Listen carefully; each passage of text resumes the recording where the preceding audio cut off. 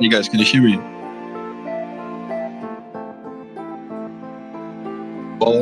Vaultka, can you hear me, guys?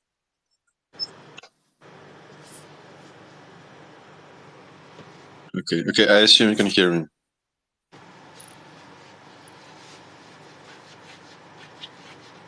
Okay, awesome. Yeah. So today we're having an AMA with ApolloX as the leading perps DEX on Binance chain. We're looking forward to build the future together of DeFi. Yeah. So I will start just with a simple question. Just how have you come to crypto? What was your first experience? Maybe first profit, first big loss, etc. Or just I'm not sure if Apollo. Hello, can you guys hear me? Hey, yeah, we can hear you. Awesome. Yeah. Have you heard the question? Yep, I have heard about the question. So basically, it's maybe have some introduction about my basically my crypto journey, and I have a just short introduction about ApolloX. Yeah. Okay, so basically, right. First of all, I would like to thanks Vaultka for inviting us ApolloX here to share more about perpetual DEX trading. And as introduced before, ApolloX is the biggest derivative DEX on the BNB chain. And actually, we have two trading modes. So one of our order book trading mode supports Arbitrum also. And for our own chain futures, we will be considering expanding into Arbitrum as well. So look forward to have some collaboration with Vaultka as well. So for ApolloX, right? ApolloX actually was designed by ordinary people. So we are a dynamic team of crypto enthusiasts from traditional financial institutions, tech companies, and the top crypto exchange. So for me, my name is Valentina, and I am the business development manager from ApolloX. I actually I get first involved in the crypto space in 2017. At that time, right, there was not a lot like DeFi spaces, and actually my notable experience, I would like to say the whole journey for me in the crypto industry are quite notable. Because at that time, right, in the 2017, everyone was talking about everyone actually was talking about the infrastructure, and we see in the just short 4 to 5 years, we see the Ethereum transfer from POW to POS, and we see the layer 2, and even there will be layer 3 solutions to help the solve the I mean basically the blockchain, the fundamental infrastructure problems. So for me, right, the whole journey from 2017 until now, I feel to see the whole development of the blockchain industry are quite, I would like to say, are quite notable, and I do see the development is fast and it is faster than any of other industry. Yeah, that's all. Awesome, Valentino. Yeah, so you're basically an OG of the space. And yeah, we are absolutely very glad to have you on the space and looking forward for you to expanding on the Arbitrum chain and to build something together. So the next question would be, as you mentioned, the infrastructure development and another interesting, I would say, niches in this crypto. What was lacking back then in maybe 2017 or I don't know 2021 that you decided to create ApolloX? What was your purpose back then? Okay, so for us, right? Okay, so I believe there are a lot of events, especially the FTX collapse. We all see that centralized exchange are criticized for their lack of user privacy, high transaction fees, and holding too much power. So in this case, right, I believe there's a common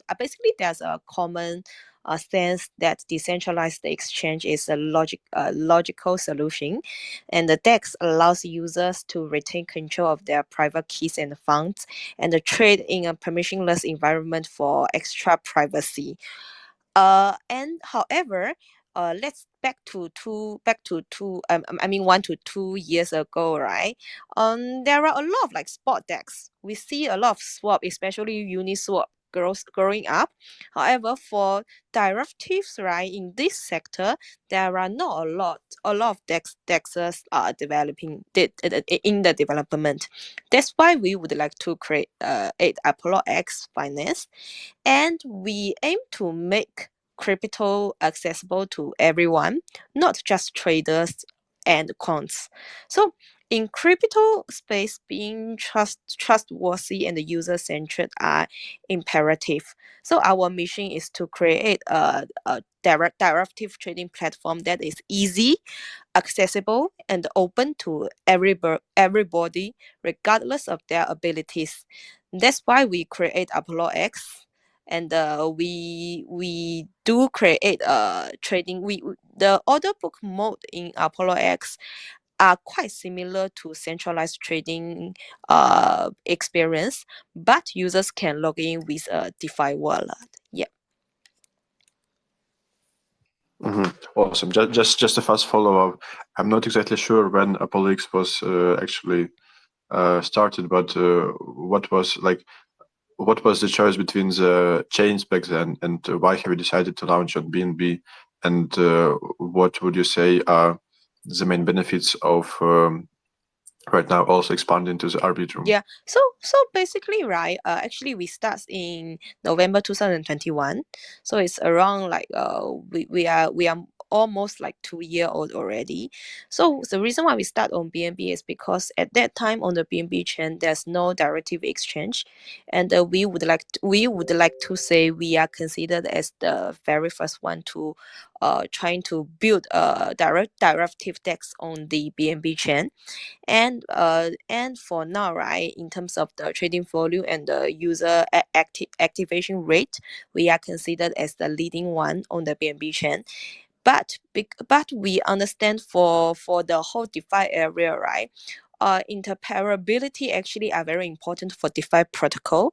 So we are also trying to expanding into other chain ecosystem, and Arbitrum, actually for Arbitrum, it has a name for, I would like to say, for DeFi trading, and for derivative trading. So we may consider Arbitrum as the very first, the first 2 or 3 chance to expand to, and we believe the user and the users for the on the Arbitrum in the Arbitrum ecosystem are I would like to say the education cost may be lower than other chain ecosystem. Yeah. Interesting. So basically also an LG of Binance Smart Chain. Very nice. The next question would be, so basically, as you're being an OG in Binance Smart Chain, it's not that hard. So you basically have your user base, yeah? But if you're planning to expand to Arbitrum, we already know that the competition there is already pretty high, because we have GMX, we have Vela, we have Gains Network, etc., and other launching, yeah. So the question will be, how do you plan to differentiate yourself from others? What are the benefits the user will get just to move into you? Okay, cool. So first of all is we have 2 trading modes. So users can choose which modes they would like to use. So we have one is very traditional order book mode, which, as I introduced before, the trading experience is quite similar to centralized exchange, with a DeFi wallet login.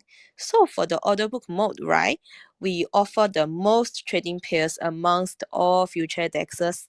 We have about 70 perpetual pairs for users to trade.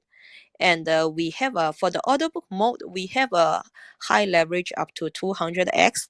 I mean, we do not really recommend users to have a high leverage during trading, but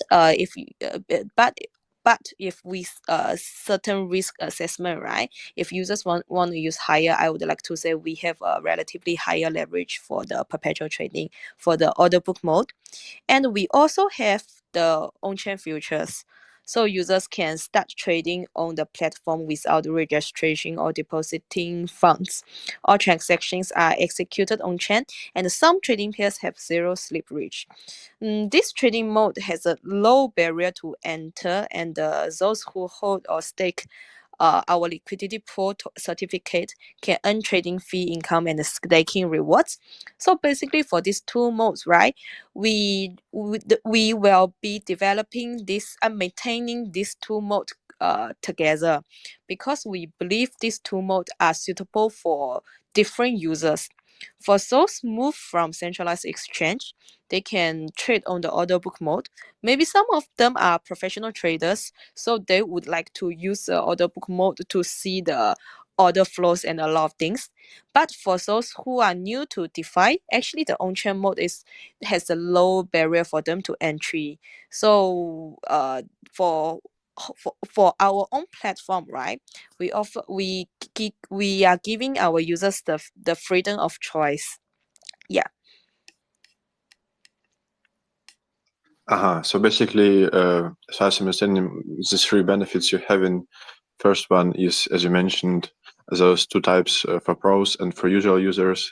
The second one is 0% slipperage, and the third one is up to 200x leverage. Yes, and Could you elaborate?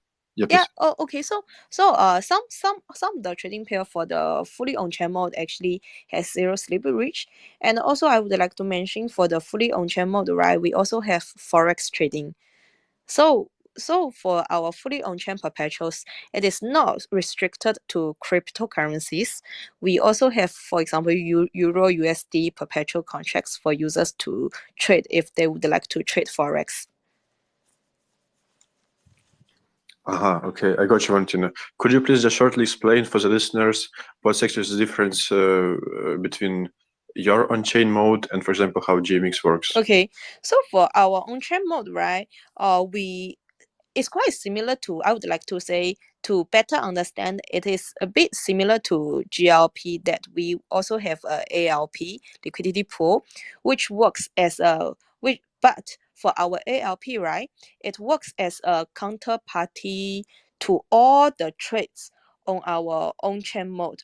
So means when the user is opening a long position on the on-chain, under the on-chain mode, the ALP will automatically open a short position.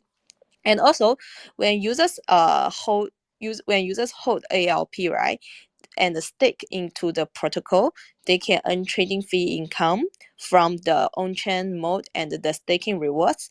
And I would like to say that currently the APY is up to 40 to 50%.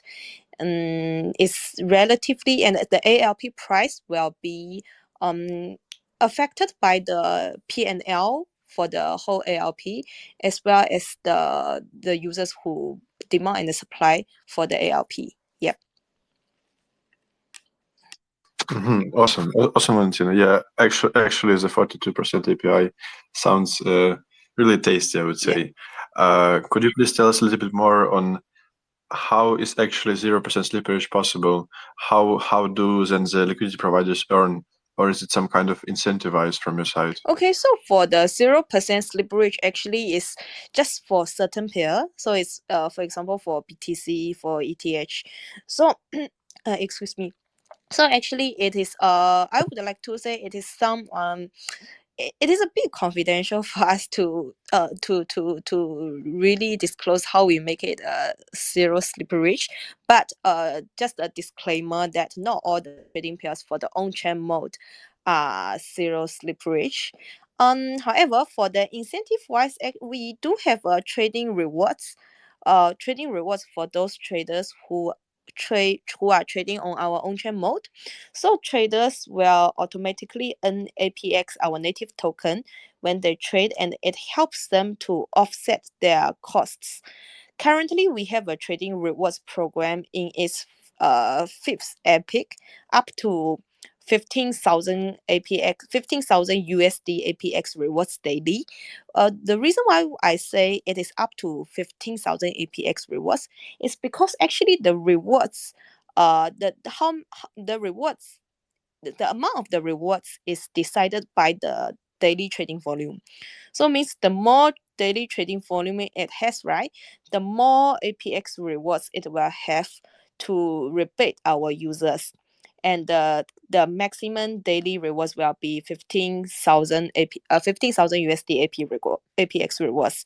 And if the traders stake APX in our DAO, it can also boost their trading rewards during their trading behavior. Yeah.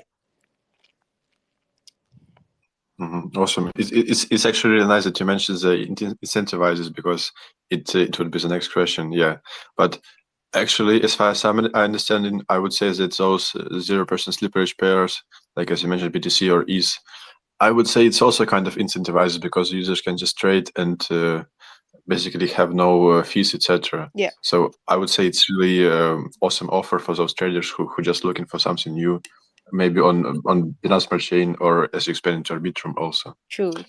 Okay. Yeah. The next question would be, so basically when someone is building those purpose exchanges, there are sometimes some of those common issues. Some of them are front running, slippage, and some of the limitations. So basically, the slippage we've already discussed it, but what do you say about front running and the limitations? Understood. So first of all, is for us, right? We have a special architecture for our on-chain futures, which is dual oracle. We are using dual oracle. So we are utilizing price feeds from both BNB oracle and the chain link, which will help avoid abnormal price behavior in the event of manipulation or lack of liquidity from the source platforms of either oracle. This will also mitigate the risk of unexpected liquidations on the ApolloX. And with this dual oracle system, right, we will be able to provide more. We will be able to also provide more access and to see whether we can discuss with those oracles to offer more available assets. And also, we trading pairs on the platform share the liquidity via the ALP pool. Hence, it is not required to separately add liquidity for each newly listed trading pairs.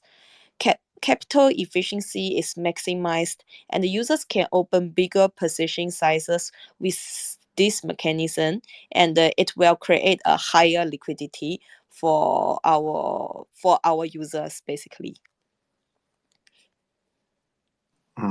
Just a follow-up question. You mentioned this Dune. What was the name? Dune. You mentioned Node or Dual oracle. yeah, So yeah. it's two, Dune Oracle. yes. Is it somehow connected to Dune Analytics, or just the similar name? Dual oracle means we are using two oracles together instead of just Duo. dual oracle. Excuse me, Valentin. Yeah, it's my good. bad. No worries. So basically we are utilizing two oracles together instead of just rely on one solely. Also, tell me if I'm mistaken, but as I'm understanding, actually your liquidity program is much more beneficial compared to JMix, because as you mentioned, you don't really need the liquidity for a certain pair, as for example JMix needs, so it has those basket of assets, and you can't really add additional ones without adding them to the basket. But in your case, you can actually add as much pairs as you want, and as far as liquidity overall in pool is enough, they can be traded. Yes. Is it true? Yes. So basically, for example, for BTC USD pair and ETH USD pair, they are sharing the liquidity for the ARP pool. So users do not need to they separately add the liquidity. So they just need to basically deposit the USDT or other coins into the ARP pool. Then the ARP pool will become the liquidity for those pairs for the under fully of on-chain futures. Interesting. So it basically makes you much more flexible in terms of adding new pairs and managing the existing ones. Yes. Okay. Just maybe a follow-up question. Are there actually any trade-offs compared to the JMix model, where they have this basket of assets?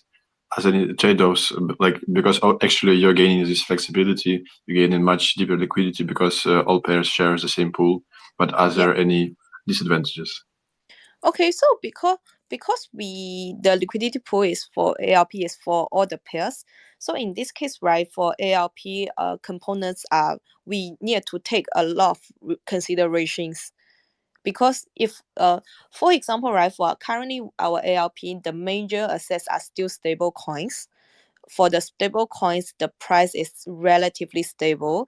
And if we want to add more, for example, more alter coins other than BTC or ETH, and even for BTC and ETH, because of the volatility of the price, we would need to consider the risk of adding more assets for the ALP components.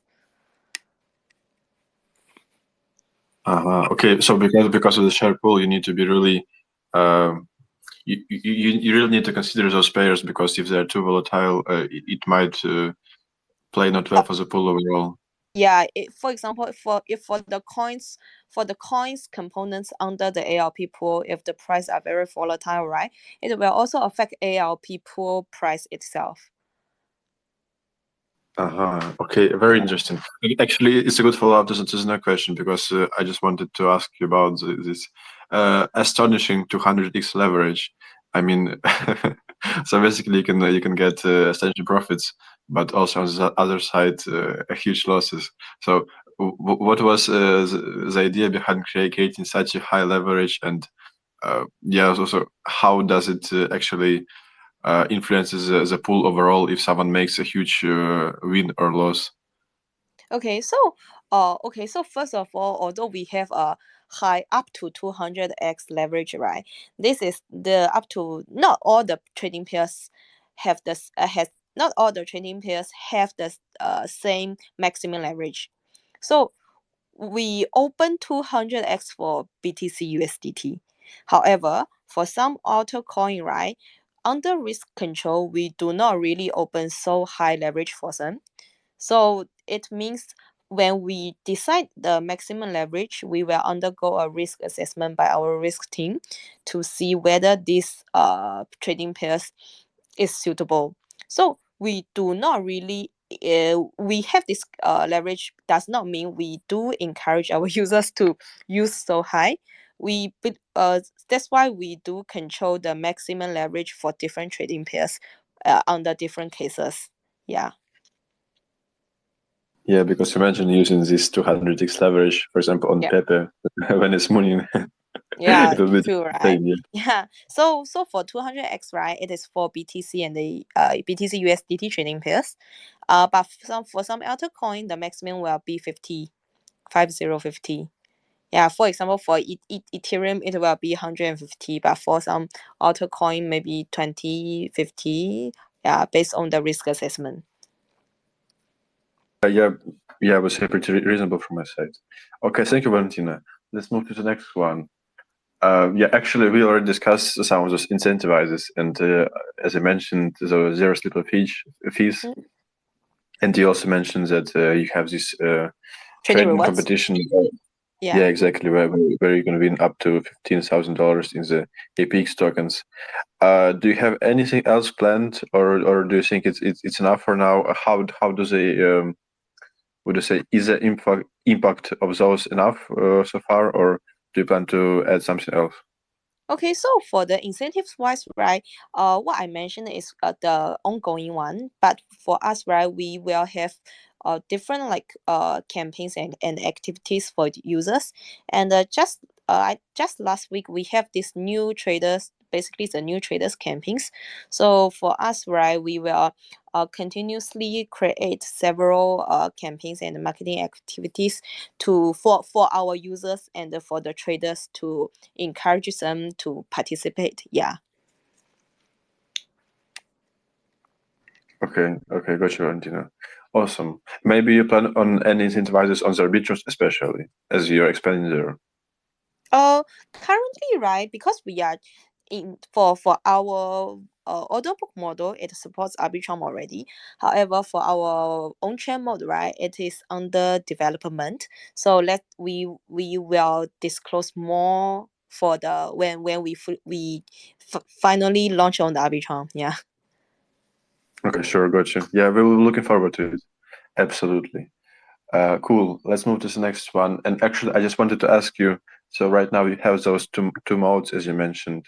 Do you actually have any plans on maybe expanding those a little bit further, maybe adding options or any other stuff, or just maybe expanding to other markets, maybe, I don't know, maybe some commodities, etc.? Okay, so currently, right, for order book mode, right, for order book mode, we will be focusing on crypto pairs for now. For the on-chain mode, right, as I mentioned previously, we already have the forex trading pairs. Yeah. However, other than these two modes, right, we plan to add a new Dagon mode in our Q3. This trading mode will be for Dagons who like even higher leverage. And we also plan to add the referral program for our on-chain mode to incentivize traders to invite their friends, and they can earn attractive referral commissions. Other than the function itself, right? As mentioned previously, we do have the plan to expand into other chains, for example, Arbitrum, and we are now also developing our cross-chain solutions, and I believe we shall see more in the short future. Awesome. I really like this idea of this, as you call it, digging mode or something like that. Yeah. Do you plan to add a couple of alts to some kind of launch pool zone or something like that, or how would it look like? Actually this is just a sneak peek, because for us, right, the digger mode is like a surprise in the Q3. So sorry, currently I cannot release more information about this digger mode, but we believe it will be quite I mean, a lot of those users who like to take risks, right, they will be very excited about it. So we just got some fresh alpha. Thank Yes. you for it. We really appreciate it. Yeah. Well, also wanted to mention, um, I have seen, or I've just read somewhere that you've burned about 5,755,000,000 of APX as a part of the introduction of the APX token itself. What was the idea behind it? Did you want just to somehow decrease the supply, or just to show that, or? Okay, so actually, right. Okay, so this was in April 2022, and we announced a huge token burn and the creation of ApolloX DAO to encourage decentralized governance of the platform. So I would like to say, for the burning of this token, actually, because for us, when we trying to transition into ApolloX, we could the when we trying to create the ApolloX DAO, we listen to our community a lot.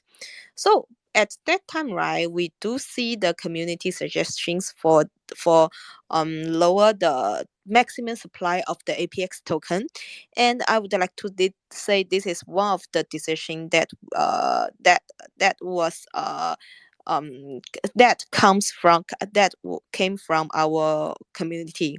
So in this case, ApolloX users can continue help to decide and shape the future of the platform.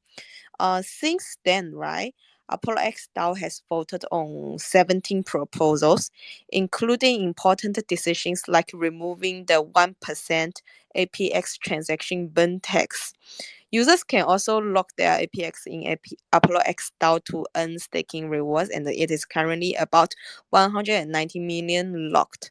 So for this burning, right, this idea comes from the community, and we want the community continue to contribute to the development of ApolloX, and that's why we finally burn those token and create our ApolloX DAO. And for the 17 proposals voted by ApolloX DAO, I would like to say we are very thankful for the community to participate in the development of this protocol, and we believe in the future we still can grow together. Also, Martina, I really like the idea of you having an ApolloX DAO So basically, as I understand, it was just a DAO decision to burn those tokens, those Mm, allocations. Oh, I would like to say this burning is it is not really an official proposal, but this burning is ideas coming from the community, because we do see the community messages every day. Our team cares about communities messages every day, so we see a lot of voices on the maximum supply of the basically a lot of a lot of voices on the maximum supply of our APX token. That's why finally we decide to burn this token and create this ApolloX DAO. Interesting. So basically, if you whenever would decide to somehow maybe to expand to one more chain, like not only to Arbitrum, it would be also somehow a kind of a DAO vote. Currently for the DAO voting, right, it will be more towards a lot of like a platform function and also some token mechanism solution. This is the current direction for the DAO proposal. Okay. Yeah, I'm just want to somehow clarify Yeah. the like how DAO and the team work together. Understood. Awesome. The next one would be so you've already have given us a lot of insights on the future of ApolloX, including the digging mode and including the expansion to the Arbitrum. What are any other plans on the ApolloX future? Maybe there is something else you could tell us, and maybe there is something you're excited yourself about. Yeah. So other than, because we are a trading platform, right? However, we are not only a trading platform, but we also have a DEX solutions. So on the BNB chain, if you guys notice that PancakeSwap, they launched a perpetual market. Actually, it is done by us. So we do provide a solution for those protocols who would like to launch their own perpetual DEX, but due to technology limitation or team focus, they cannot do it in a fast way. So this solution will help them to launch the perpetual DEX in basically in less than 1 month. So for this ApolloX DEX engine, currently it only offer the order book DEX, perpetual DEX. However, in the future, right, we will be also adding on-chain DEX into this ApolloX DEX engine, which means for those protocols who would like to launch on-chain DEX, they can also use our this solution to build the on-chain DEX fast. Awesome. And I actually had no idea that the pancake was built using the ApolloX technology. So basically, you're on to improving this pack even further and just franchising the perpetual DEX everywhere you could. Yeah, so basically, right, within the BNB chain ecosystem, I would like to say those like leading spot dexers who are now having perpetual dex, almost they are using our solutions. So for us, right, other than BNB chain, we are also trying to expand our dex solution into other ecosystem, and I would like to say we already have partners within the Arbitrum ecosystem. Just to be honest, I think it's an just awesome idea for you to help other projects. Like basically, you both earn together, but it just helps with the ecosystem for the whole blockchain to expand together, to grow together. Like I really adored. Very awesome. Thanks. Yeah. Yeah. Yeah. Please continue. Okay, so because currently, right, we have this ApolloX DEX engine. So for Arbitrum, currently we have one partner.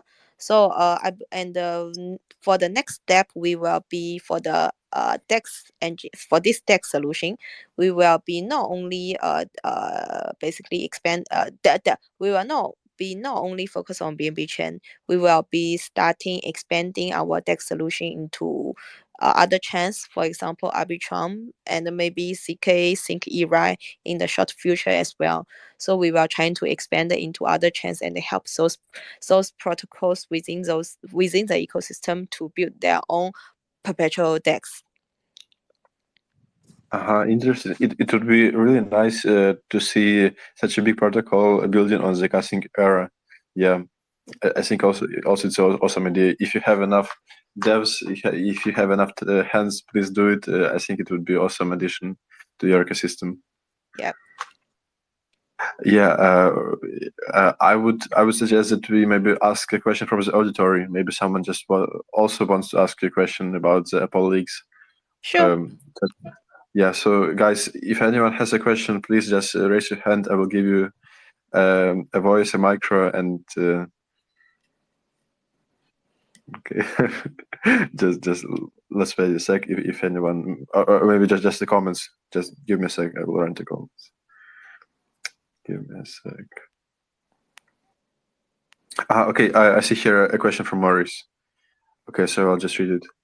Yep. In light of the cryptocurrency market's inherently volatile nature, how does ApolloX finance to deal with sudden price movements that may drastically affect yield generation and execution of yield strategies? Okay, understood. So actually this question is related to yield strategies, right? Okay. So basically for our ALP yield, it is mainly related to two I would like to say two factors. So the first factor will be the trading volume on the on-chain futures book. The reason is very simple because the trading fees, certain percentage of the trading fees on the on-chain mode will return into ALP. So if let's say if there's a just take let's say if there's a very volatile market situation, right? I believe the trading volume will increase because a lot of people would like to make profit, or they would like to try to trade in the volatile market. So in this case, right, the volume will increase, then the trading fees revenue will also increase, then the part return back to the ALP will also increase. However, I also believe that there's another factor will affect the ALP yield is the token, basically the token components. That's why I mentioned previously.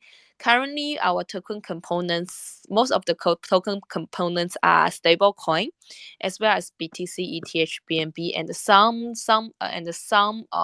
alto coin. However, for those alto coin, right, the percentage is low. The major percentage are still stable coin. So in this case, when there's a volatile market situations, the ALP price will be relatively stable, and we do consider the token components very carefully.